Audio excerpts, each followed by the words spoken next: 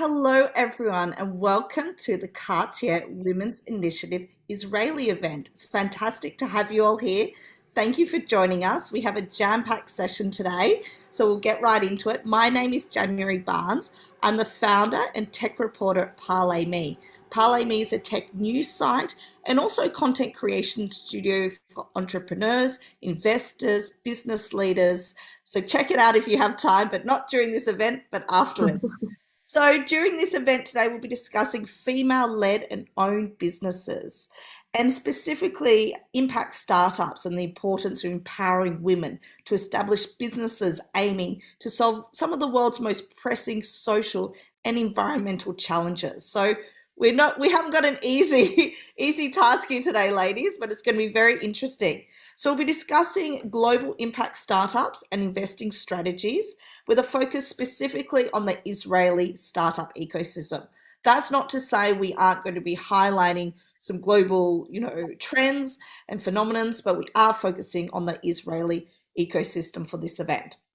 In regards to what types of impact-led startups we'll be showcasing, a fun fact, 99% of previous participants in the Cartier Women's Initiative Fellowship Program reported contributing to at least one of the UN SDGs, which is fantastic. And collectively, they contributed to all 17 SDGs. So a little background before we launch into it. The Cartier Women's Initiative actually launched back in 2006, believe it or not, and as part of the Women's Forum for Economy and Society. So 15 years on, here we are today. We're in Israel. We're joined by amazing women leaders from around the world. And the Cartier Women's Initiative has recognized and supported more than 262 women across the globe who are tackling some extraordinary range of challenges. So the community spans 62 countries and includes sectors as diverse as pharmaceuticals, e-learning, and agriculture. And just a reminder, Cartier is now currently accepting applications for the 2023 International Entrepreneur Program. So just to plug, if you're interested, if you're a female-led and owned startup, please do check it out and be sure to actually apply before June 30th. Now, whilst this event is invite only, we will be recording this obviously and sharing it with our networks so we can reach as many budding and amazing female entrepreneurs out there as possible. Now, we're going to hear from Jessica Rosner, who's the founder of Tech It Forward. And Tech It Forward is an innovation bridger. Now, that means they uncover the power of Israeli startups and their strategy and connects them to investors, to corporations, providing them with the infrastructure and support founders really need to deliver real innovation. So I'm going to hand it over to you, Jessica. Thank you so much. Thank you, January. Good afternoon, everyone. Thank you all for joining us and welcome to the Cartier's Women Initiative chapter event here in Israel. My name is Jessica Rosner. Most of you know me, and I'm assuming that you also know my co-founder and partner in crime, Jennifer Elias. We have founded Take It Forward almost 7 years ago now, with one goal in mind: bridging and bringing international opportunities to the exciting and dynamic tech ecosystem here in Israel. Throughout our work, we've had the privilege to meet, consult, and collaborate with outstanding women entrepreneurs and leaders. Together, we have learned their challenges and have developed strategic strategies to overcome them. We are proud and excited to collaborate with Cartier on their one-of-a-kind program, which is focused not only on providing tools and executional knowledge to women-led and owned businesses, but that also created a warm, connected, and supportive global community for women entrepreneurs to thrive in. We are very honored to host this special event today and discuss the future for women-led businesses. Thank you all for joining us, and special thank you, Wingee and Meng. I would also like to say thank you to our inspiring and talented speakers and panelists. We can't wait to hear and share your insights with our global community. Fantastic. Thank you, Jessica. That's brilliant. So we are very excited. Our next speaker, I will just introduce very briefly. We have Wingee Sampaio, and again, please correct me if I'm pronouncing anyone's name terribly. But Wingee is actually the global program director of Cartier's Women Initiative. So it's very fitting that we have her join us today. Wingee has been deeply involved in women entrepreneur development for over 10 years and has worked in leading roles at established investment banks, and companies rather, such as Goldman Sachs, BlackRock, Wing Impact, State Street, New Wave. The list goes on. But for the past 4 years, she's been leading the charge at Cartier Women's Initiative. And Wingee joins us today from one of my favorite cities in the world, of course, very fitting, Paris. Welcome, Wingee.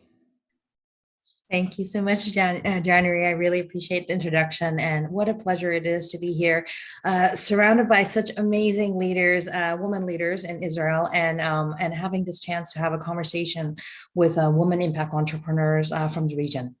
So my name is Wingee Sampaio, and yes, no worries. It's a very tricky one. I know. It's Wingee Sampaio. I'm originally Chinese, born in Hong Kong, but married a Portuguese husband, and this is how I got the Portuguese last name. So it's very difficult to get the name pronunciation right. No worries. And I have the privilege of being the program director of the Cartier Women Initiative. And our vision is a world in which every woman impact entrepreneurs can reach their full potential.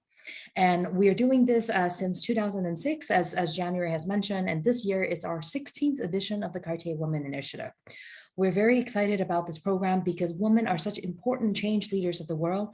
And one of the main reasons of why we cannot leave women behind in the entrepreneurship equation is because the world needs the solution that is created by women.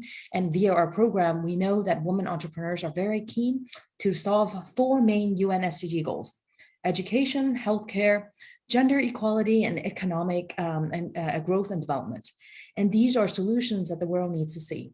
And so for us at the Cartier Women Initiative, we have the privilege of supporting women impact entrepreneurs that are creating change across all the UN SDG goals. And year on year, we see that women are very passionate about these 4 specific ones. And we're keen to support them so that they can reach their entrepreneur journey with less barriers and also have a chance to really realize more their full potential and scale their business solutions. Our work is spanning across all geographies and all sectors of the work. And at the moment, our program has 11 different program categories. This has grown, of course, tremendously since the very beginning of our program in 2006, which when at that time we started with 5 different program categories. And so our 11 program category for this year range across 9 regional categories, which, as you can imagine, is a regional categories that covers the different geographies of the world. And then the 10th category is a global category of those supporting science and technology pioneers. So women impact entrepreneurs who are leveraging deep tech to deliver new solution, which I know in Israel, there are many deep tech entrepreneurs also that are women. And the last category, which is a pilot category for us this year, is one that is focused on equity, diversity, and inclusion. And also it's our first program category that's open to both men and women for our program.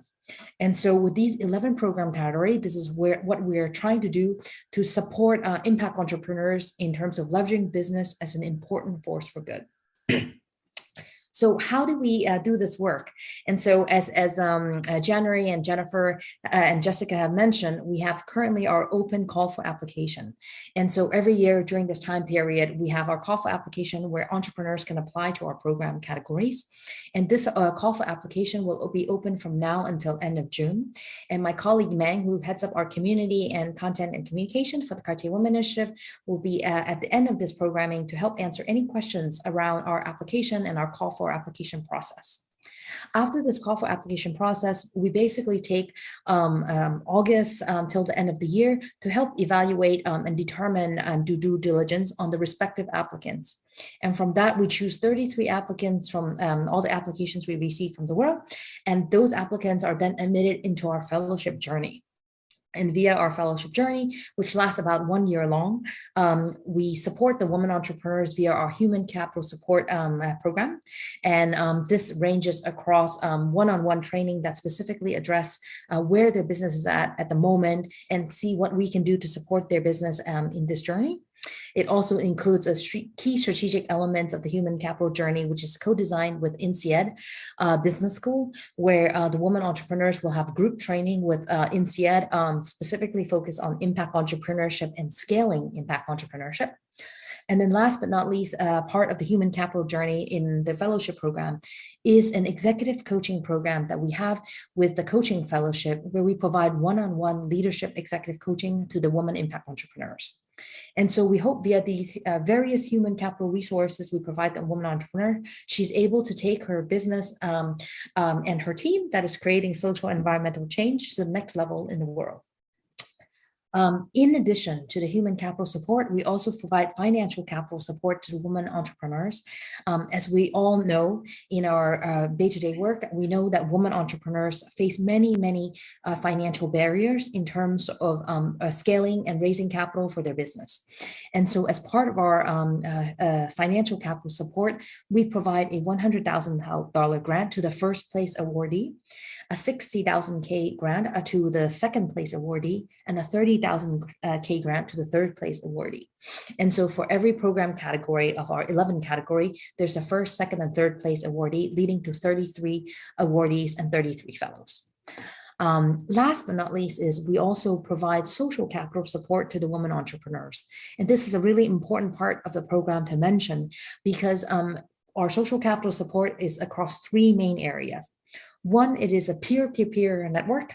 So one of our key learnings from doing this program for the past 15 years is that women entrepreneurs in their entrepreneurship journey are in a very lonely journey in scaling their business. And so the idea of meeting other women entrepreneurs who are tackling similar impact goals in other parts of the world is a very empowering community for them. And this sisterhood of women impact entrepreneurs is a very meaningful sense of belonging that each entrepreneur can benefit from. The second part of our human capital support is around, social capital support is actually around the community of supporter we have gathered for the Cartier Women Initiative over the past 15 years. And here we have a community around 600 people who are passionate about the work that women change makers can make in the work. And they provide, rather it is advice, connections, and capital to these women impact entrepreneurs. And so the social capital support from the community of support is also very essential part of being part of the Cartier Women Initiative. And it's important for me to mention that out of our community, roughly 30 to 40% is men who are supportive of women. And so we are also very excited of all the he for she's that we have gathered in the initiative who are supporting impact entrepreneurship. And last but not least, around social capital support is, of course, all the media visibility and ecosystem visibility that we are able to generate on behalf of the women entrepreneurs. And here we hope via the Cartier brand and the Cartier support of this work, we're able to help bring greater visibility for these women entrepreneurs and have their stories be told in a more wider basis to the world. And we hope that via this visibility, their business and the impact that they're hoping to reach in the world can grow. And so in summary, that is what the Cartier Women Initiative is about. This year, we're across 11 different categories. We're very excited about this growth to reach more entrepreneurs doing this amazing work around the world. We have increased our program resources across the financial, social, and human capital support dimension. And we hope that we can reach our mission of supporting women impact entrepreneurs to reach their full potential. With that, I'm going to hand it over back to you, January, to cover the rest of the programming today. And I hope many Israeli-based women entrepreneurs will consider applying to our program. We look forward to reading your application. Yes, indeed. Oh, thank you, Wingee. Wingee, I got it, Wingee. Thank you, Wingee. That was brilliant. It gives such good context, obviously hearing it straight from you, and the growth from 5 to 11 categories. That's just brilliant. And I think importantly, we can't stress enough that this started in 2006. We see a lot of initiatives starting up in the last few years, but the fact that you guys have really, your legacy brand have been pushing this since 2006 is amazing. So thank you so much for your time and input. Our next speaker we have is, I'm going to pronounce her name correctly, I promise, Elah Alkalay, and she's currently the VP of Business Development and Chairperson at IBA Mutual Funds. Now, Elah has worked in the capital markets for over 20 years. She has very vast experience, and she co-founded IBI's Women's Investment Forum. Now, IBI's SG and impact portfolios, amongst other initiatives at IBI. So she can talk about this further with us today, but she also holds an MBA and an MS degree in biology from the Faculty of Physiology and Pharmacology from the Tel Aviv University. Elah serves as a chair at the IWN, and for those that don't know, that is the Israeli Women's Network. And Elah publishes financial columns, op-ed pieces in the Israeli economic media. So it's very fitting we have her here today. We're thrilled to have you here, Elah. I'll hand it over to you. Thank you very much. And I have to say, I am going to talk a little bit about what the barriers are, why women need to be pushed forward, what can be done, and how do programs such as this one really help change the ecosystem. But looking at this panel, it raises the question, do we really need this? And obviously the answer is yes, we really need this. And I'll try to explain in a few sentences why this is still a necessity and why this program is so important. So what makes sense to me is that we basically live in a society that strives towards equality. But our daily experience is that people are not equal. People are different in height, weight, intelligence, background, likability, even before gender and race. And as with other decisions, we often use heuristics when we have to make decisions or assumptions about people. So if 121 of the 125 companies on the leading Tel Aviv Stock Exchange index are men, we will assume the CEO referred to in our conversation is a man.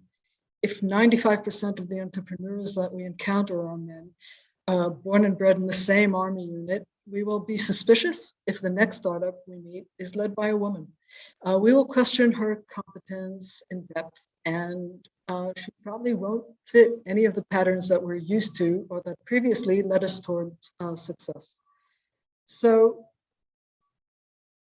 this is probably made even more complicated because she's likely to frame her ideas using language we are less accustomed to. If our work environment were mostly surrounded by men. Madeleine Albright has a famous TED Talk in which she talks about her experience as the US ambassador to the UN. She recalls a session in which she speaks to the Council of Peace and Security using the phrase, I feel that. And then seeing the blank faces of men around the table switches to, I think that, a term that in her personal experience made the difference in how her words were perceived. This doesn't sound like much, but think that for this powerhouse of a woman, this was a strong enough experience to recall for a TED Talk years later. Our personal experiences, our intuition, the way we express ourselves, the way we act, our previous priorities and different ways we act. These are all very valuable if we learn to cultivate these differences and put them to use. At the same time, it is also very challenging as we are drawn as people to the familiar and put off by things that are different, that ring different, sound different, or just strange to our ear, even if they are as simple as the difference between I think and I feel. This initiative, the Cartier Women's Initiative, we are gathered here to celebrate now, will help us bridge this gap, I think. I think it will help us familiarize the ecosystem to women and familiarize the ecosystem to women. Works both ways. Not only does the program give funding that will help the initiatives through their early stage growth, but it also mentors and promotes a woman leadership. And when she just spoke about that. This will also allow investors, both men and women, to familiarize themselves to new success stories and models. And the more women we see in this environment, the easier it will become for the next woman to walk through the door. this is important not only for our daughters, but also for us as people to make less assumptions and better decisions, embracing diversity rather than shying it away. Thank you very much for doing this and for hosting this session. Thank you so much, Elah. Thank you. Look, this has been brilliant to hear from each of our speakers today and get just more insight into what you do and how you do it and what drives you to be in this field, which we'll get into now because we're going to shift to our panel session where we have more speakers. Yes, more speakers joining us. So I want to thank, obviously, Jessica, Wingee and Elah for your in-depth discussions. As we move forward, I'll introduce our panelists that will be joining us as well. We have Orelle Khalili, who is the Dealflow manager at Capital Nature. So welcome, Orelle. Sandrine Montsma, the managing partner at Bridges Israel. Welcome, Sandrine. And Michaeli, who is the director of Tel Aviv Global. So welcome, ladies. It's brilliant to have you join the conversation today. Perhaps we could do a quick roundtable if it's okay, and each of you can just introduce a little bit about yourself and I guess what motivates you to be in this sector, and a little bit, I guess, your role and your motivation behind joining today's discussion. We can start with whoever. Perhaps we'll start with someone we haven't heard from yet today. Orelle, would that be okay if we start off with you? Sure, it's a pleasure to be here, and thank you so much for hosting us and organizing this initiative. So my name is Orelle. I'm the Dealflow manager at Capital Nature, as January mentioned. We are a Tel Aviv-based venture capital firm focusing in the worlds of climate tech and impact innovation. This past year, we transitioned from an incubator to an independent VC. And so by doing so, we were able to invest in our very first female founder, which we're very proud of. And we see this as a step in the right direction. For me, I just find it very fulfilling to be able to have an impact in shifting capital towards such initiatives. So that's me, and thank you for having me. Brilliant, thank you. And now we'll go to Sandrine, if that's okay. Yes, hi. So I'm Sandrine Montsma, managing partner in Bridges Israel, which is the largest impact investment fund in Israel. Our first fund started operating in 2018. We made 12 investments to date. And in my background, I'm very, very passionate about female entrepreneurship. I was a CEO of a startup in women's health in 2006. And since then, I've been trying to help on a personal level as many women-led startups as possible. I think that I know all the women-led startups that are presenting here today and many more. I wish there were more. I wish there were more. I'm very happy to be here today. Brilliant, thank you. We're very happy to have you here, Sandrine, who is tuning in from New York, we might add. So on a different time zone, doing with so early. So early where she is, indeed. We're all on different time zones. So Michaeli, I'll hand it over to you to introduce yourself a little bit more. Thank you, January, and thank you for having me here. And it's a great initiative, and I was very happy to learn about it.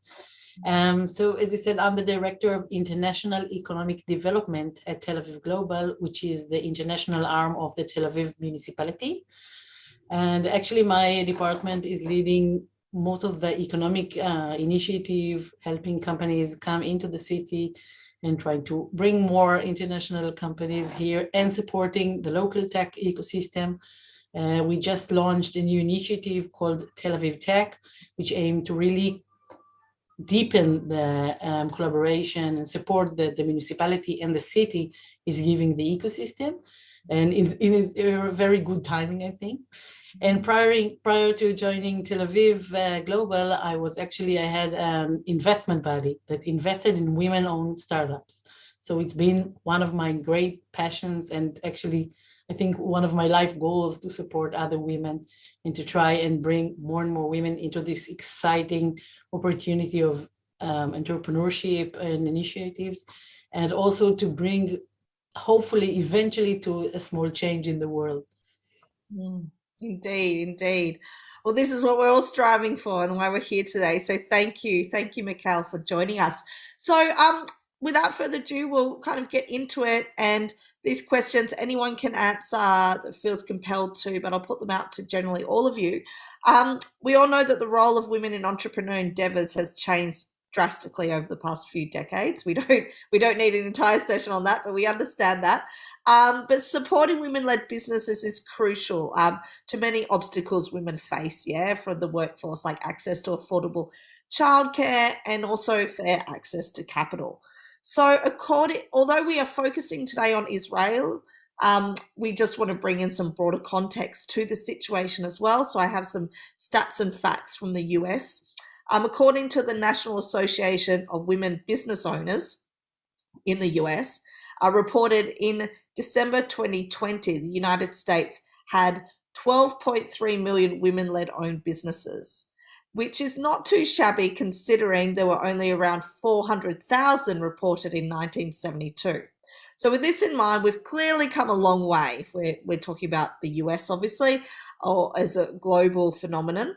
But my first question is, why is it so important? And we have touched on this a little bit through our discussions already, but why is it so important today, more than ever before, that we continue to actively empower women-led entrepreneurs around the world? Because we can look at stats like that and go, oh, well, a lot's changed, we've come far, we don't need to do so much. So I'd love to put it out to our panelists today. Why is it so important today as business leaders, and what ways can we support? Obviously, there's capital, there's mentoring, there's connections, and if perhaps you can embellish on how your companies perhaps are leading different types of initiatives as well, that would be great. And again, whoever wants to jump in first, feel free. Or I'll pick someone. Maybe I'll go with you, Michal, because I think you guys are a really interesting position, obviously, in the Israeli ecosystem. You can bring it back to there, perhaps. Gladly. So actually, it's interesting, and I can share some experience from my previous role when I was fundraising for what we wanted to have as a fund, as a VC fund. Then I actually encountered the first time that people talked to me and thought that Israel was completely equal, and that women in Israel, since we go to the army and serve and as a mandatory service, this is the first time that I met this notion that people thought that in Israel things are much better in other places in the world. Well, unfortunately, and this answers your question, the numbers don't lie, of course, and the numbers in Israel, just as very similar to the States, are very, very, very low yet. The percentage of women-owned businesses, and specifically startups, the money that being raised is going to women-led startup. I know of around 5% of the money, but I saw in your data that you shared that even less in that. And so there's... Yeah, so there's clearly still a way to do and to go. And so this is the first answer to your question: why do we still need those initiatives, those events? Because we're not there yet. We're not at the 50-50 mark yet. And I found from my experience that these are really the initiative or the actions that are really supporting, the one that combine all the things that you mentioned: money in fundraising, networking, which is a huge, huge, huge aspect, and the connections, and also the professionalism, and also the really professional mentoring. But still, having all of these together, just like the Cartier is doing in their initiative, is something that is really have true contribution later to those women and eventually to others, and really shifting a little bit the needle. Yeah, brilliant, brilliant. Thank you. So true. Sandrine, perhaps you can add some context. Yeah, so I think the numbers from the US, when you talk about women-led businesses, it's all businesses. It can be in the service industry, it can be it can be a law firm, etc. When it comes to innovation and tech innovation, the numbers are much lower. Awful. I can say that we've looked at, I think, around 1,500 startups in our fund over the last 4 years. And the number of women-led startup is definitely not more than 5% of those that we saw. So when the funnel is so difficult in terms of women-led start, I mean, the numbers are not there. If you choose one investment out of, we made 12 investments out of the 1,500 we saw. So if you don't have enough in the funnel, you will not have enough where your capital is deployed. And I think the access to capital, and so it starts with, women need to initiate startups. And if 30 or 40% of the startups in Israel would be initiated by women, then the VCs would invest more in women-led startups.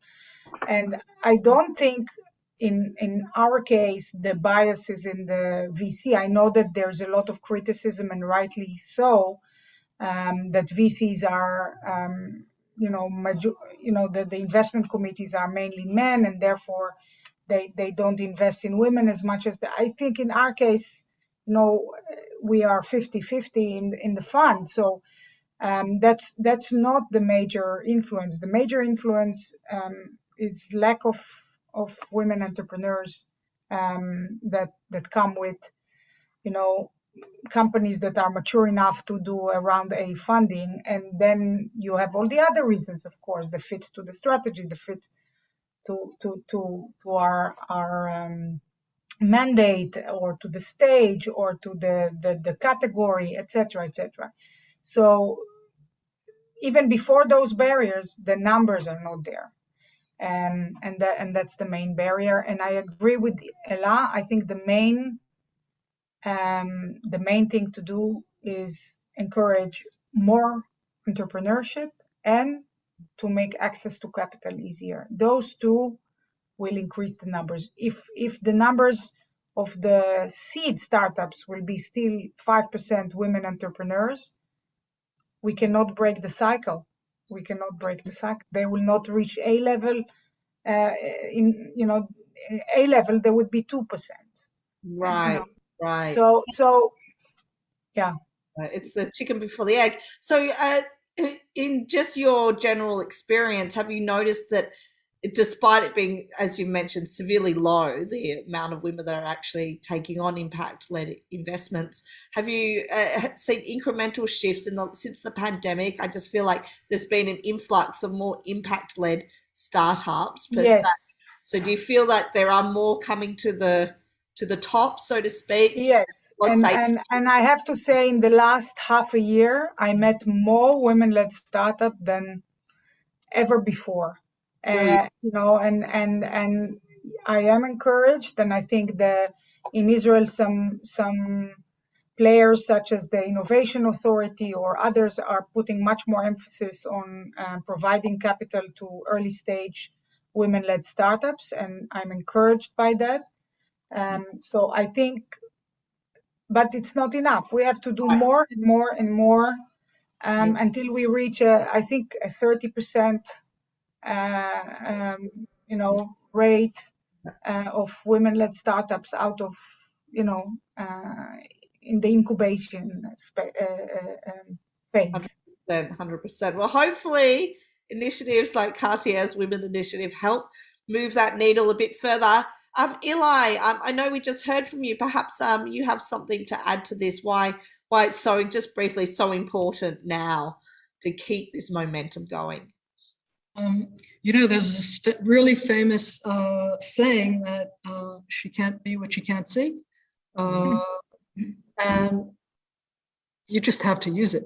And just the fact that people like me don't do this is an incredible put-off that then leads women to choose different career paths. So She's just as educated. She is just as smart, possibly even smarter.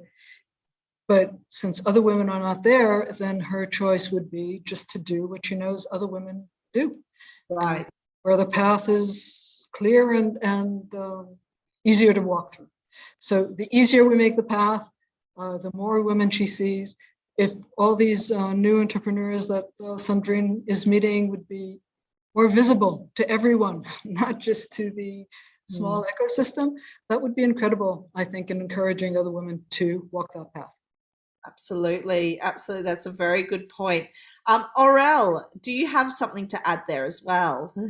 Yeah, sure. So firstly, I can really relate to what Sandrine mentioned in terms of the traction that's a bit slower when we're looking at female founded companies.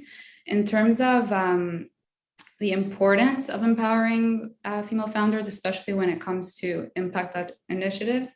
I mean, just looking at it from an environmental perspective, I mean, expanding the venture space for more female involvement simply means we're adding twice as much innovation.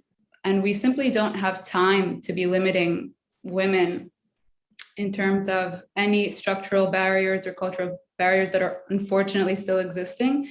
They simply just shouldn't be there, especially because of this pressing issue of climate change. And there's just so much great innovation that can be coming from women, but for the reasons that were mentioned here, unfortunately, they're not coming up as often as their counterparts. So in terms of support, I think it's really important. Mentoring wise, I mean, also just bringing women into the investment decision process. Here, we're also 50% female. We have a really strong, commendable woman as our co-chairperson. And so the more traction we see on kind of higher up, the more we can be funneling and shifting capital where it should be going. Absolutely. And importantly, obviously, you know, to understand women-led businesses is obviously women that have the majority, you know, shareholders. So you can be backed by VC, but we need those women still holding on to the majority. So it's very important that there are VCs that are actually deploying capital and can help women achieve this. So, okay, great. Thank you so much, Orelle. We're going to discuss a little bit about, I think Sandrine touched upon it slightly before, you know, what fields we see women in impact startups. So the specific trends as to which types of impact startups women are gravitating towards, and what type of impact startups do you think we need more women in? So just in, I guess, a general question to the entire panel, why is it so important that women have a place at leading impact startups? And if you could perhaps shed some insight into perhaps, you know, you mentioned environmental yourself, Orelle, but are there types of impact startups that you're seeing women are gravitating towards being involved with more than less than others? And are there some that we need more women in? So whoever wants to jump in. I'm happy to start. I think, again, I'm looking at the Israeli ecosystem, so I cannot speak on a global level. But in the Israeli ecosystem, you know, if we look at impact-led startups, we can look at the 17 SDGs, but in Bridges, we have a simpler way now of describing our focus. We say that the two biggest challenges of humanity today are the planet crisis and the rising social inequality. And we are looking for companies that actively solve one of those two. And so when you look at sustainability, obviously you have clean tech, climate tech, you have ag tech and food tech, you have future of mobility and other areas that all contribute to a more sustainable world. And when you look at rising social inequality, you will usually look for solutions around digital health or fintech when it comes to technology. I'm not talking about other ways like fair employment and other non-tech initiatives. So I'm just focusing on tech here. If I look at the Israeli ecosystem, then the majority of women-led impact startups are either in health, and I think we have here two women who will demonstrate it later, Hillary and Inbal. And I see a lot in food tech. And again, here, Jasmine and Adi are a good representative of those spaces. I think it really has to do with what they studied. I see, less women in physics, math, computer science areas where a lot of enterprise software or cyber or all these high area, you see much fewer. You see fewer women in those areas because they study life science, they study medicine, they study agriculture, etc. Yeah. So that's what they study. That's what they know. That's what they do. I would love to see more women in the areas that attract big capital. And when it comes to environmental benefits, a lot of money will go there in the next decade. A lot of money will go into climate tech and clean tech, and I'd love to see more women there. But currently, you will see them in health and in food tech, and less in other areas. That's my observation. Thank you. Thank you for sharing. That's super insightful. I'd have to agree. There's definitely an influx of women in the food tech and health. Obviously, the pandemic brought a lot of health tech startups to the surface. So I'd love to, Michal, if you can chime in as well, because I think you might have some good insights there too. It's interesting because we don't see companies now from my current role just as a VC. We have different companies at least approach us, or we actually pose challenges in the city that we want companies to address. And we have actually 3 pilots. One is just now turning to be a commercial service that involves women-led companies that are all in the climate tech actually field.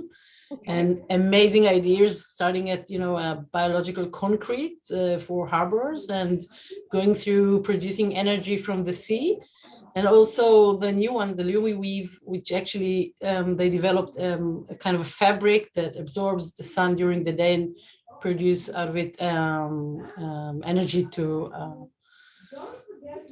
light the street. Sorry. Wow. So actually, I don't think that I see the whole variety of women-led startup, but it's completely in contradiction to what Sandrine said, because we see it in different fields. But also I see a lot of women coming from the more care and caregiving areas, which are not specifically completely tech, but many of those kind of initiatives. And I share Sandrine's desire to see more women in much more of a hard tech fields. But again, I can think, now when we were talking, I just thought of amazing women that have, not specifically here, but of Mirav Oren, who has this Nautilus, I think, which is in construction tech, and others that are doing great, not very feminine fields considered to be. So right. Indeed. Brilliant. Thank you. And Wingee, perhaps you could chime in your experience, because you've obviously been leading the initiative for some time now. Have you seen a shift in what type of startups are applying? Is there a bit of a trend you could share with us, or any insights there? Sure. So our program has evolved over the last 15 years. And so I would say, so the type of startup that have applied has sort of matched with, if you will, the eligibility criteria. But if I was to take a very long-term view of looking back for the last 15 years, I would say in the early days of the initiative, we were much more focused on getting more women to take action towards their ideas and starting entrepreneurship. And now I would say in the last 4 to 5 years, we're actually much more focused on women who have already started their business and have 1 year of recurring revenue, and then trying to scale that business to have a greater impact. And so I would say the early phases were much more focused on ideation and taking action towards the ideation, sort of more incubation, if you will. And then the later on phases of our program has been much more focused on acceleration and scaling both breadth and depth of impact. Brilliant, brilliant, excellent. So as you've grown your your requirements. And Orelle, pardon me, her voice. Maybe you have some insights here as well you could add. Yeah, for sure. So definitely, we're seeing, and quite obviously as to why, as Sandrine mentioned, regarding health, specifically femtech, which is, the new lingo behind, revolutionizing women's health, and rightly so. But I've also noticed that, interestingly, a lot of women are partaking on the entrepreneurial side in transitioning from a linear economy to a circular economy. There's a lot of circularity focused startups that I don't know if it's coincidental. It could be what Michal said about kind of like the nurturing space of a woman to find new solutions to make things more sustainable in terms of materials. I don't know why the phenomenon exists that most circularity companies are coming from women, but that's something I'm seeing. And I also really hope to see more women in STEM areas like science, technology, engineering, and mathematics, partially because, it shouldn't be the way it is right now, but also because it's some of the highest paid jobs of the future. And I think we should be starting off early on and instilling within young girls the fact that they can also be pursuing those subjects, and they can also be, going into those areas and not necessarily just the traditional ones we're seeing today. Absolutely, 100%. I think it starts in schools. It really, and role models. I think we touched on that earlier, seeing these, women leaders and not feeling that you can do that yourself.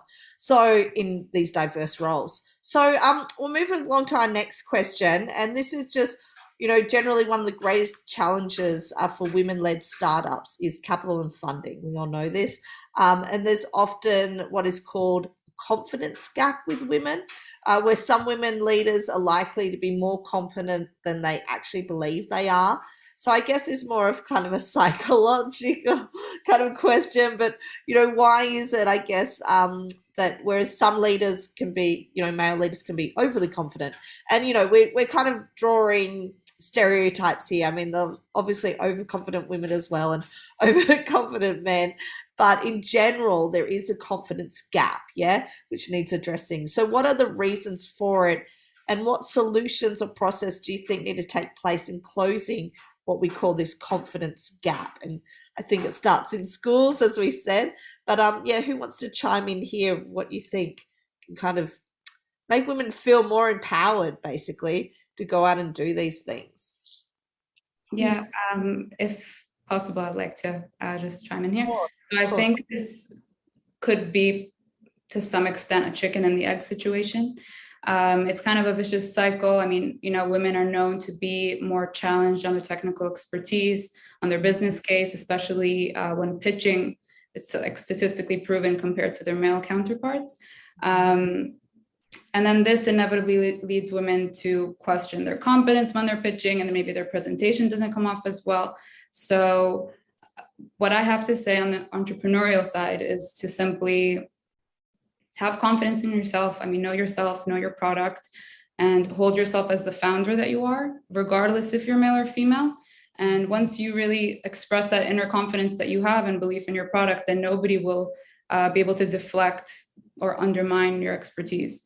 And then on the investor side, I think it's really important to just place importance on letting the data speak for itself, and just analyzing a startup at face value, regardless of whoever is standing behind it, before meeting anyone. And just letting the material speak for itself is really important to avoid this situation once you're faced with the founder. Brilliant, brilliant. Thank you. And Wingee, I see you nodding your head there.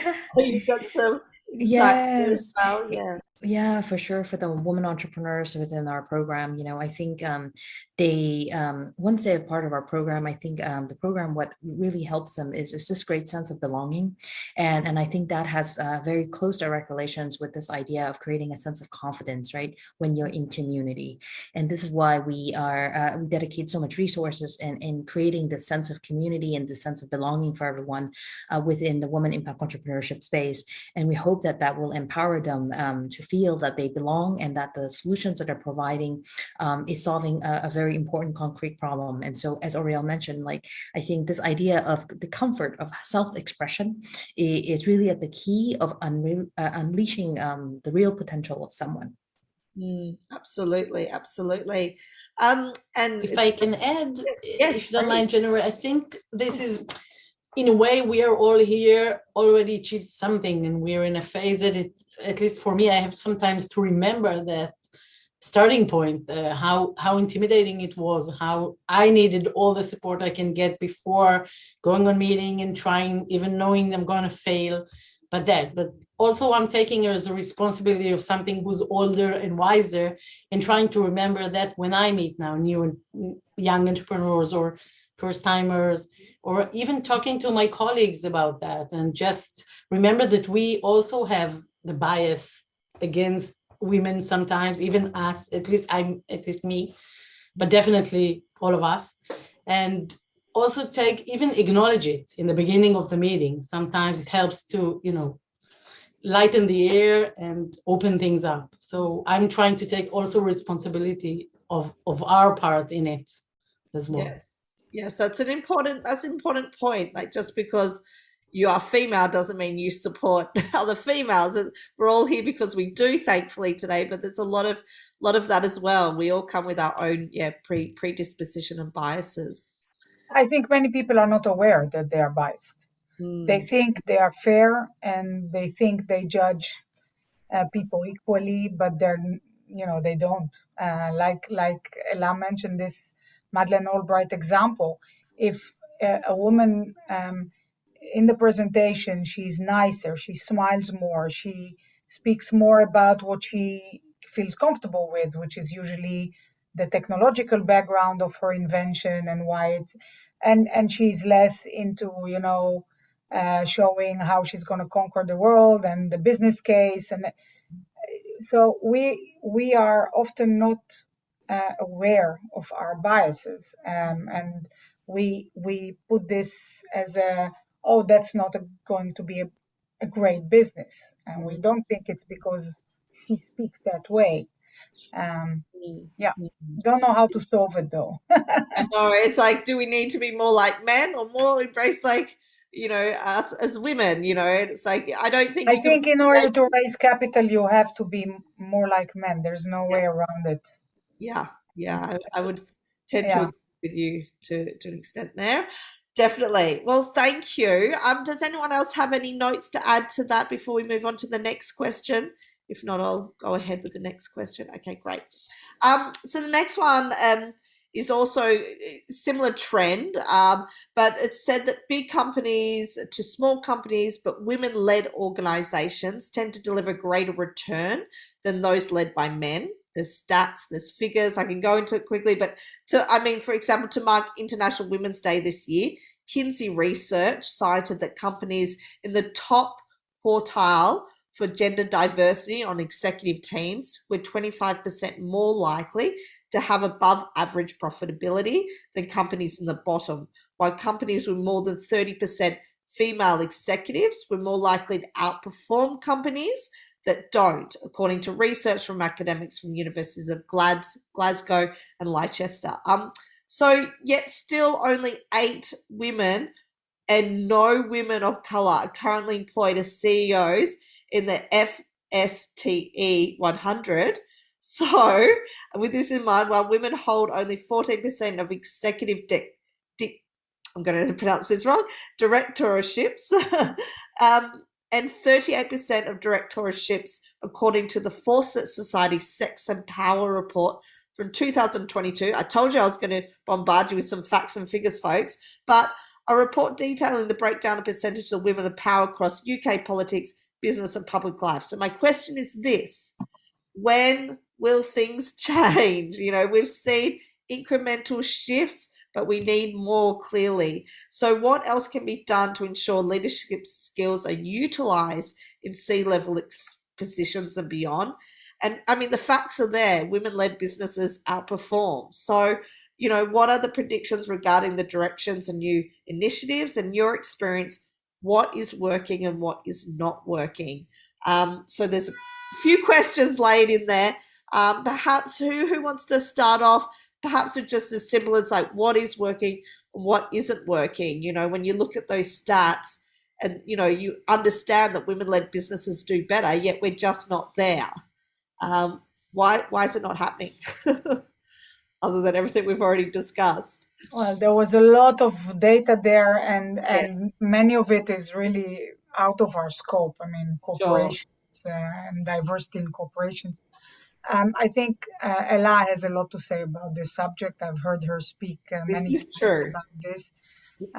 Again, I think in our universe, the focus should be on encouraging more women to lead startups, take some of the risk away, help funding the first phases that are the most difficult. I think even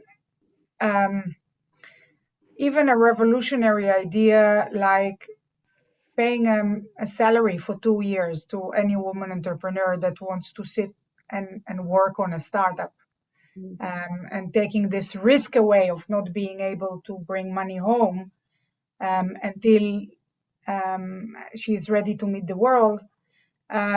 It's just so difficult in the first few phases. You have to raise the numbers. If we will continue to see only 5% ideas, there will never be more than 2 or 3% of those in C phase and B phase.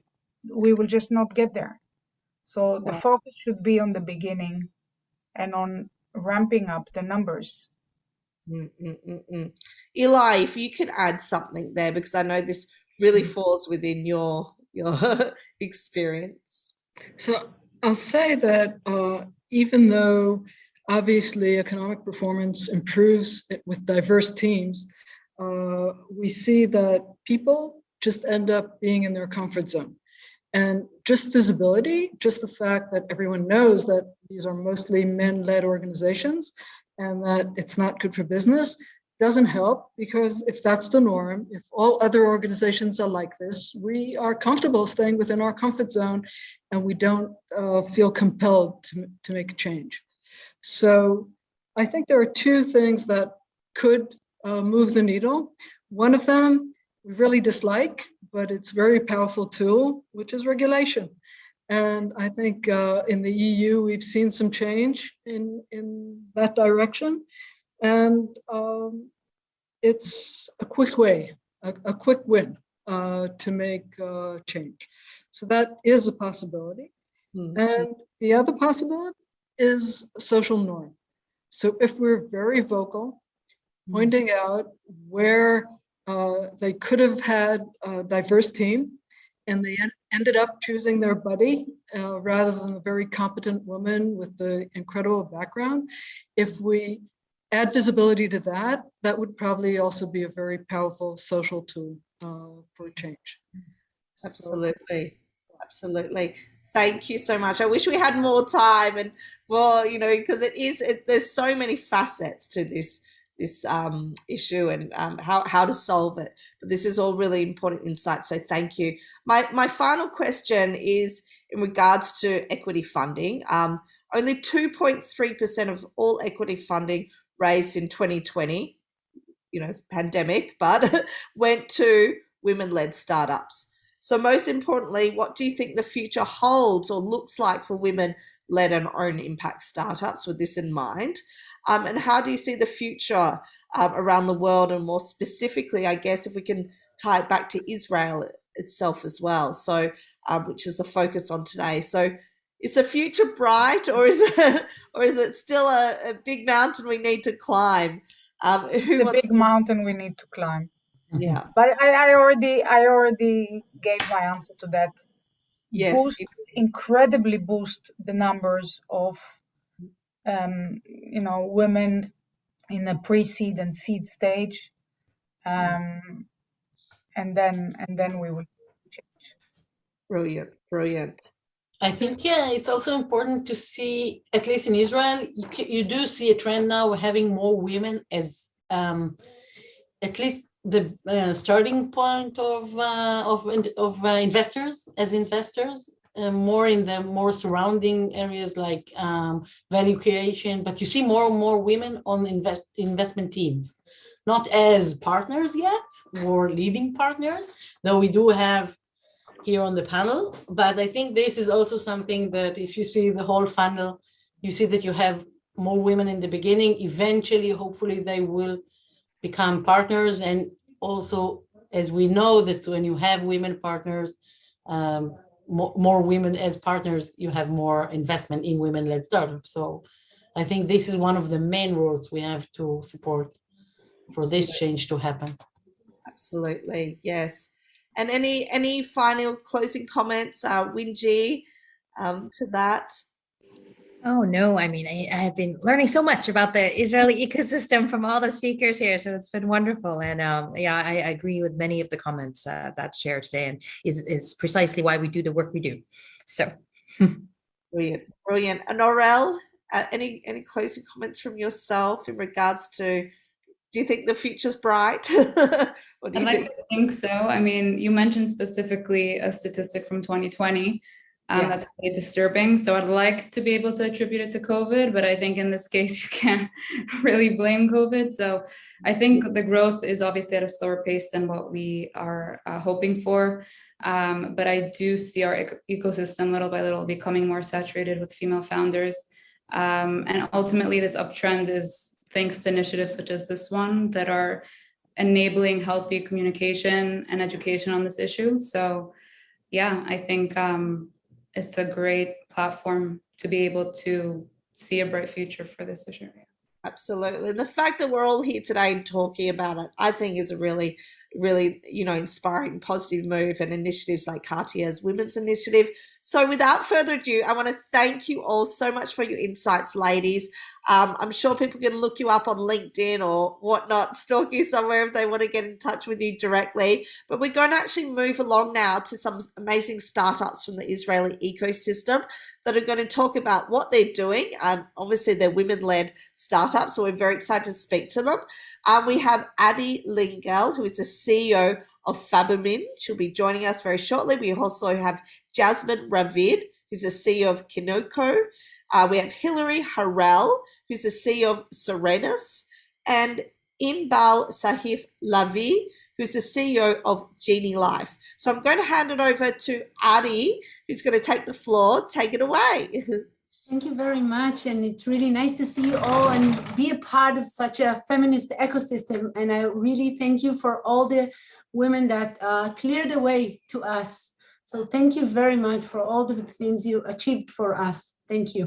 I'm going to share my screen now. Just please let me know that it's working. Wait a second. Now, can you see my screen? Yes, okay, we can. Thanks. Thank you very much. So, hi, my name is Adi, and I'm the CEO and the co-founder of Fabumin. And I'm proud to present Fabumin, an innovative and sustainable new raw material.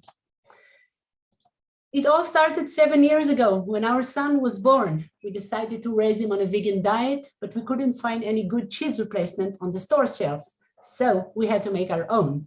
Soon enough, Human Nature Company was born. At its peak, we had 300 selling points, 2 registered patents, and the knowledge sold to a European retail partner. While studying the ingredient market, we identified a huge gap in it, a lack of good substitute for albumin, an egg protein. So we set up a new company, Fabumin. Fabumin, founded in Tel Aviv in 2019, we have a strategic partnership with IFF, the American IFF, which is the largest raw company in the world. We have registered patent for technology and the product. Our current stage is pilot, and 3% of the company shares are charity to the Freedom Farm, a sanctuary farm for animals rescued from the food industry. But let's talk about albumin. What is albumin? Albumin is an egg protein, which is a very popular raw material in the food industry. And I mean everywhere. You can find it everywhere. It uses as a binder in the food industry, emulsifier, and a foaming agent. But albumin has some disadvantage. It's an animal-based and does not fit to the consumer demand of switching from animal-based to plant-based product. Then it's an organic. 12% of the people who suffers from allergy suffers from egg allergy. In addition, there is this unstable price of eggs, but the most problem with albumin is the environmental cost. This is what it takes to raise one single egg. It's insane. More than 30 liters of fresh water for just raising one egg. But we're going to change that. Back in 2014, a new material was discovered, aquafaba. It has a great potential to replace albumin. It binds, emulsifies, and it foams. But our solution, we have found a cheap and efficient way to dry this aquafaba into powder by using the wastewater of the legume industry. We created new and revolutionary new raw material. We call it fabumin. A quick look of our production line. The water is coming into our system. We're drying the active ingredient, and the evaporated water are going back to the factory for reuse. This way, we're completing a circular economy. Fabumin offers end-to-end solution with a complete functional range. And it's an eco-friendly product, clean label, simple to use, and competitive. The albumin market is huge, along with the egg powder market. But in addition, fabumin is very versatile product. It can adopt itself, or it adopt to recipes of tons of food recipes. And so we added the emulsify market. Both markets are huge with an annual steady growth. If you wonder about the price, albumin now sells in $20 per kilo.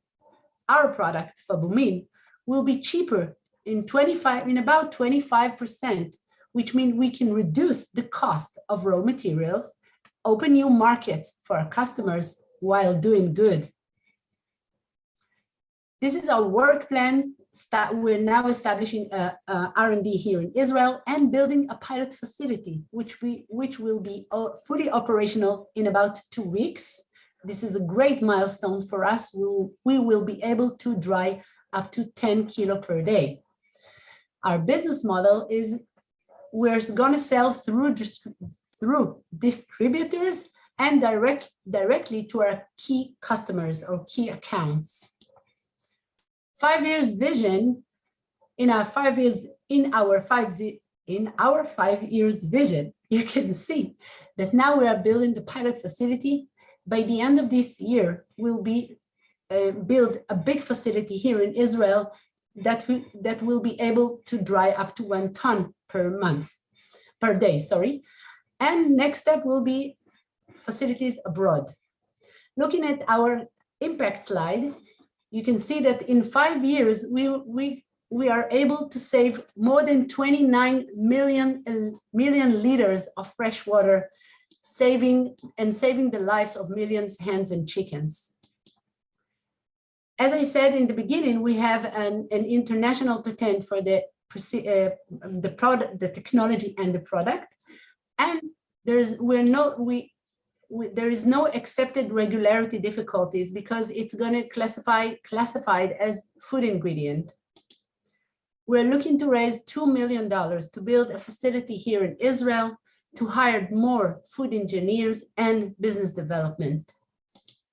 And I couldn't do that without my awesome team, because together we have tons of experience of alternative proteins and in raw material production.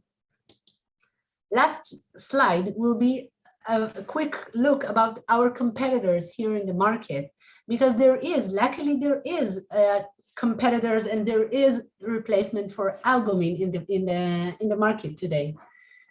So we have Zero Egg, an amazing Israeli startup which does not actually, they're looking for a substitute for egg with the culinary definition. I mean, they're looking to replace egg as an omelet or scrambled eggs. Hayden Aquafaba sells liquid aquafaba, which liquid have some limitation.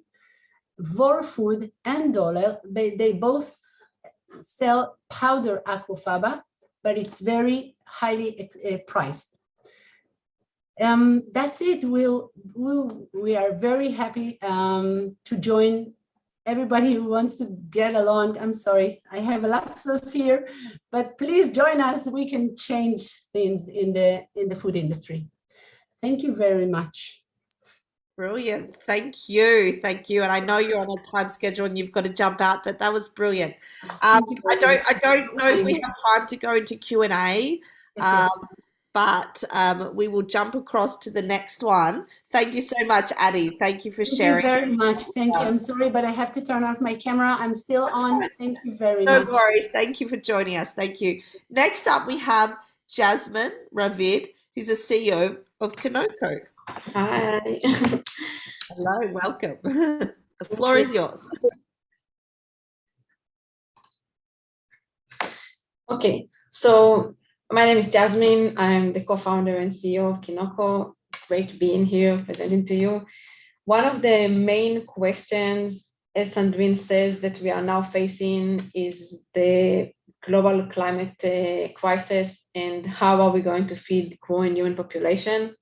And, you know, there's been several answers for that question, and I've been in this field for 3 years now, and I saw many different solutions. Some people are going towards the cultured meat, some people are going toward insect food, and at the end, I believe there are room for several solutions, and the one that will prevail is the one that will manage to bring as much value to people and the environment together. And we've really focused our solution for that question in the fungi kingdom. So basically, fungi-based fermentation is the core of our technology. And what we saw when we looked at this solution to alternative protein, which means how are we going to shift our diet to more sustainable sources of protein? Right now, we are all depending on animal-based protein, which is extremely unsustainable. And when you shift to plant-based protein, then what you usually end up with, and you see on the shelf in the supermarket, is this highly processed foods that kind of lost most of their health and nutritional benefits. Because when we took this original and really healthy plant ingredient and we disintegrated them into a starch and isolated fat and isolated carbohydrate and put them back together in an ultra-processed way, and those solutions are really not sufficient enough. It's not something that I would like to eat on a daily basis. It's definitely not something that I would like to feed my kids on a daily basis. And therefore, these solutions are not good enough. And what we wanted to do is to find a way that in a complete, clean, and biological way, we can grow food that already has all the great nutritional value that we expect to eat as the main ingredient in our food. It will have the great texture and it will have the amazing taste, and it will not need any kind of processing. We only need to grow it, harvest it, and we can eat it. And we've worked with deep tech understanding of fungi fermentation. Together in our founding team, we have over 15 years of science research, both in plant science and microbial sciences. And we come up with the technology that we are using today. And the core of the technology is just finding a new way of agriculture, because right now the agriculture that we are doing is not sufficient enough. And if we look at the history of humanity, we'll see that people have always used microorganisms for agriculture, but then again, not in an industrial scale. And this microorganism really have the benefits that can make the difference in the challenges that we are facing forward. So we are using a microorganism, which is fungi, and we are growing it on top of edible legumes and grains, coming up with this amazing product that kind of has it all. You can just harvest it and you can eat it. And not only that it's completely unprocessed and healthy, but it's also cheaper and more affordable because it takes no processing techniques. And this raw material that we grow and harvest can be integrated in a variety of different food applications. It can just be sliced or cubes and enters the main ingredient in any kind of dish. We can already grow it as an end application, which means we can grow sausage, we can grow a patty or a burger, because the fungi really allows us to play with what we grow, and we can grow it in a certain shape. And we can also dry it into this really healthy protein-rich snacks. So it really kind of opens up a new world of unlimited possibilities. And we are already working with food companies on each of these 3 verticals to develop the end product that they will sell to their own consumers. One of the things that was really important to us when we started the companies, all the 3 founders are coming from the Faculty of Food and Agriculture. So we knew that we wanted to bring something that is super healthy for people and sustain people, but also sustainable and sustain the environment. So all of our platform is completely zero waste. It goes exactly like indoor vertical farming, which means we can grow it everywhere with no geographical or environment limitations, and takes very low water, energy, and land needs. And at the end, when everyone else is focusing on producing more food, we're trying to grow more food. And I think that it really makes the difference. Thank you. Thank you. Thank you so much, Jasmine. That's brilliant. Thank you. So if people want to get in contact with Jasmine, obviously stalk her on LinkedIn or wherever she is. Also on LinkedIn, on the website, on Facebook. Fantastic. There you go. Thank you for joining us today. Really appreciate it. Next up, we have Hillary Orelle. She's the CEO of Serena. So I'm going to hand it over to you, Hillary. Thank you, everybody. Very exciting to be here, and thank you for inviting us. My name is Hillary. I'm the CEO and co-founder of Serenos AI, and I'll share my presentation.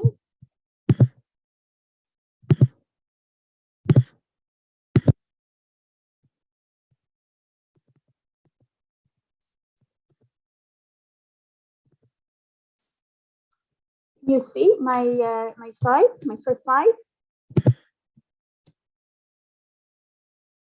Yes, we can see it. Yes, okay, perfect. Great. So we are Serenos AI. We are a startup in the digital health space. On our team are top physicians from various medical fields and machine learning specialists working side by side on the development of our solution. And our mission is to improve patient outcomes by harnessing the power of AI and machine learning technologies to provide the right treatment to the right patient at the right time. So we come in within the patient journey after the patient has been diagnosed with regards to the question, what is the appropriate treatment? And a bit about the pain point. Health systems today are overloaded. We see today more than ever. And medical professionals have limited resources to make very complex decisions. And the guidelines are generic and do not provide a personalized output. In addition to that, there is a growing patient waiting list. We see it globally in various medical fields. And all these pain points are expected to increase in the next few years as the population continues to ages and grow. As a result, it is estimated that a high number of medical procedures and treatments are unjustified, risking patients' lives and wasting huge amount of resources that can be redirected to where it's needed. So we're trying to overcome this reality, and we developed an innovative, registered, patented, AI-based personalized medical review system to determine the appropriateness of medical pathways. And a bit about technologies. So we developed algorithms that provide a prediction to a specific patient whether this patient is eligible for a specific procedure. For each procedure, there is hundreds of trillions of possible scenarios, and our algorithms provide a prediction what is the appropriate treatment or procedure, the reasoning, and the alternative pathway. For example, try physiotherapy before an orthopedic surgery, or try medication before a tonsillectomy surgery, or any other alternative conservative measure, which is less risky for the patient and less costly for the health system. So how it works. The user could be a physician, a nurse, a medical student, or the patient. So the product is comprised of three components which can function independently. The first component is an intelligent, interactive, personalized chatbot that would ask the user, a physician, a nurse, a medical student, or the patient, what are the critical factors for the specific case? All the information is anonymous and we do not need any identifiable data. We see that already at this stage with using the chatbot, there is value by asking the right questions, by verifying that all examinations are in place, that all conservative measures were implemented. Then the system will analyze the patient anonymous profile and integrate it with all the wisdom of medicine known today, with the latest research and guidelines and experts' knowledge and our algorithms, outputting a personalized detailed report with a go, no go for the procedure or treatment, the reasoning, and the alternative pathway. We provide a detailed decision justification. Our intention is not to replace the traditional discretion of professionals, but rather to empower them with all the necessary information in order to make optimized decision-making.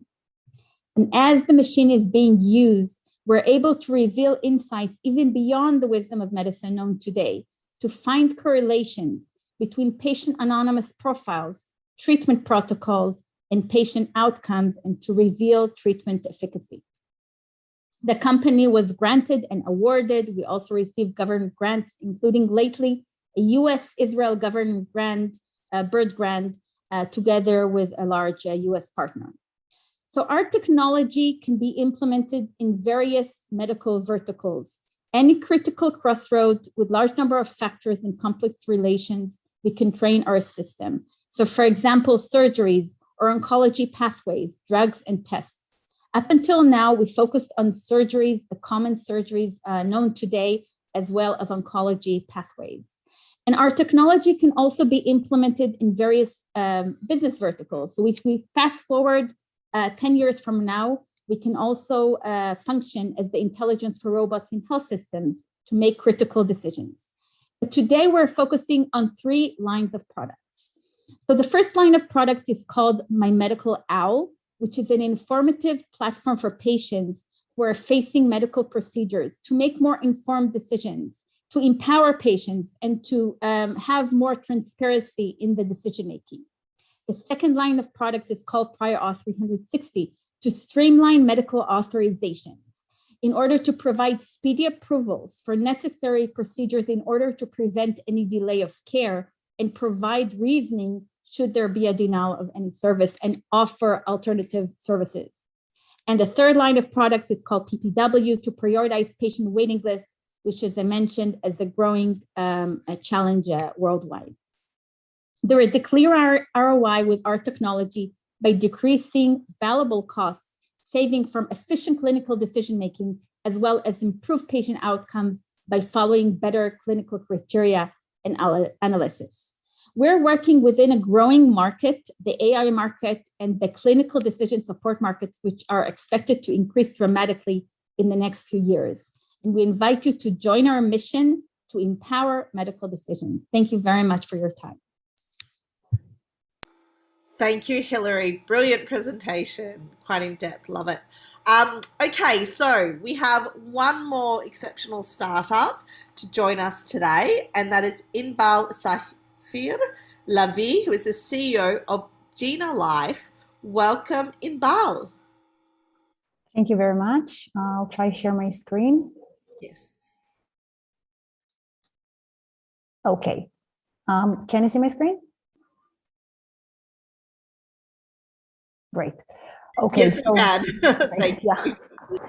Great. So nice meeting you, everyone. My name is Inbal, CEO of Gina Life. I'll jump right in.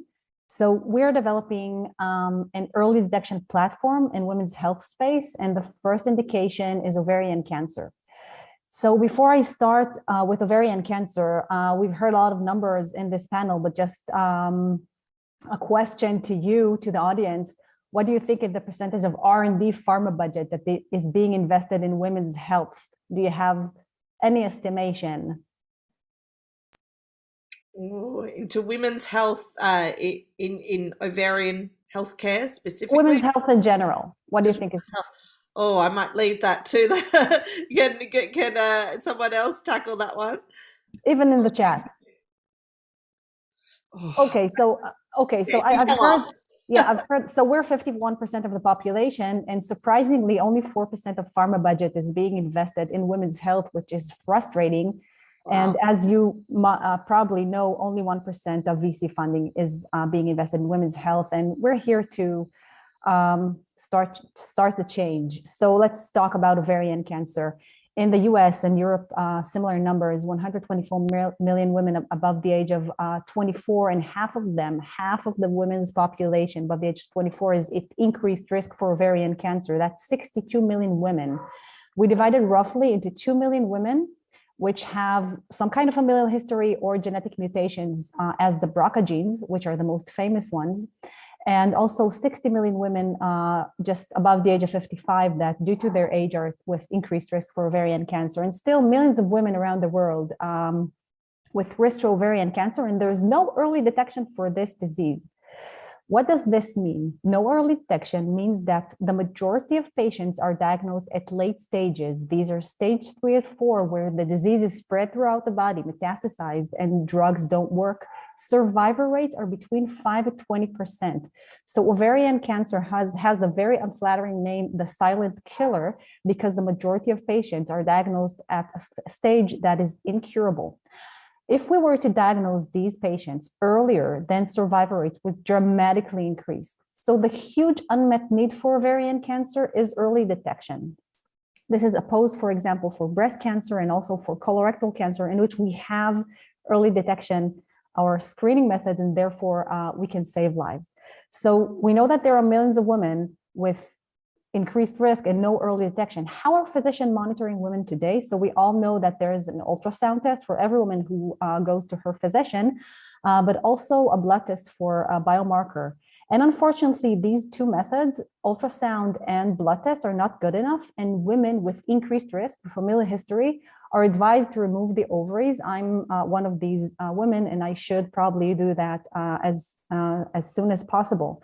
So women with BRCA mutations remove their ovaries at the age of 35 to 45. They lose fertility and they hit menopause, but this is a life-saving surgery.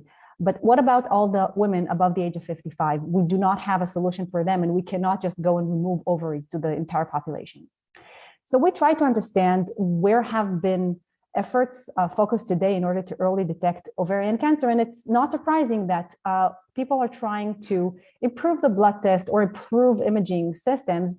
And you know what, we thought we should probably think different. So we're using vaginal secretions. We're collecting vaginal swabs for women, and we're now characterizing the proteins in these secretions. We're using machine learning AI strategies, and basically the objective is to have a baseline for every woman. So this is a personalized smart system that learns the woman when she's healthy, and then if God forbid she's developing an early stage cancer, we will be able to flag her and send her to her physician. So we're the shift in the thinking is not just by measuring secretions, it's taking it home. We're aiming to develop an affordable, do-it-yourself home use test for every woman who can monitor herself at home, not just for ovarian cancer, but for additional diseases, which I'll share in a second. So we want to make women, to enable women to monitor their health at home. So we're running a clinical trial with 4 clinical centers in Israel, initiating some also initiating outside of Israel, working with Rambam, Sheba, Ichilov, and Khalili with great researchers. We see a signal in early stage patients. That's crazy because these tumors cannot be detected early. We see a signal in early stage patients. We're now collecting more data. And basically, if hopefully we believe that this data will only be more and more robust, we will have a solution for ovarian cancer, and this is groundbreaking. So ovarian cancer, the first indication, we have a running clinical trial for endometriosis and for endometrial cancer as well. And again, the objective is to bring a solution to women's health by decoding the data that is in vaginal secretions. People are today using MRIs and CTs and blood screens, all these very expensive and not approachable. You can't really get them cheap and easy. But you know what? Only using a sanitary pad that collects your secretion and analyzing at home is so simple. And we aim to bring that to the home of many women. So this is my great team. As I mentioned, I'm the CEO. I have PhD immunology. My co-founder, which founded Genolife, and she's chief scientist, Dr. Shomiti Uday-Reshev. She's also a PhD in life science. And Dr. Orna Berry, which is the chairperson of our board, and I'm always honored to present her. She was the head of Israel Innovation Authority, the only woman who was head of Israel Innovation Authority, and currently director at CTO office at Google Cloud. And she's aligned with our mission. Before I proceed, and I have 2 more slides, on a personal note, we chose to start with ovarian cancer because of 2 reasons. First of all, ovarian cancer is a huge, huge issue in women's health because we do not have any advancement in early detecting this tumor, and we can't treat it when it's late. So millions of women are sacrificing their lives for this disease. The second is more personal, as I lost a sister to cancer when she was 38. She was 38 years old. It was 7 years ago. And for me, in addition to the message that we're going to bring to women's health, for me, on a personal, maybe even a little bit of selfish, is just to deal with my grief and make it something that will not happen again and again and again for young women. I believe that science can really bring a solution here. So we were founded January 2020. We're supported by the Israel Innovation Authority at the MindUp Incubator. We are funded by Elah, which is a healthcare VC in Israel. We completed and won the Mass Challenge Accelerator. We completed the Mayo Clinic Accelerator and the Microsoft Accelerator. And by working with these organizations, we're enabled every organization in its own expertise. We're also working with universities and clinical centers around the world. And I'd like to thank you very much for your time.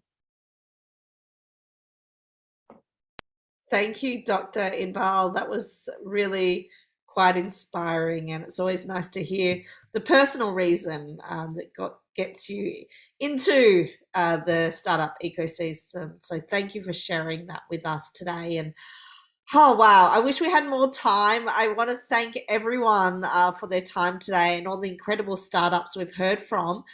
Just to close out this session, we're going to be joined by Meng Zhu, who is the Senior Community and Content Manager at Cartier Women's Initiative. And she's just going to leave with some conclusion remarks on today. And again, if you want to reach out to any of the panelists or any of the startups in today, you can find us very easily via LinkedIn.